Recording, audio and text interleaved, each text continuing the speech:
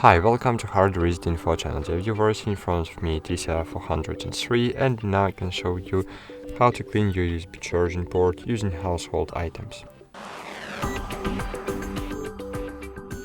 To do it, remember one rule: never use metal objects to clean the connector.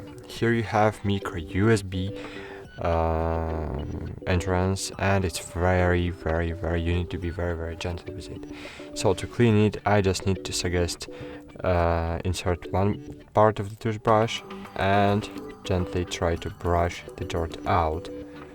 And you need to be really very gently, because micro USB charging port is the port you can very easy damage, so never use metal objects to clean it.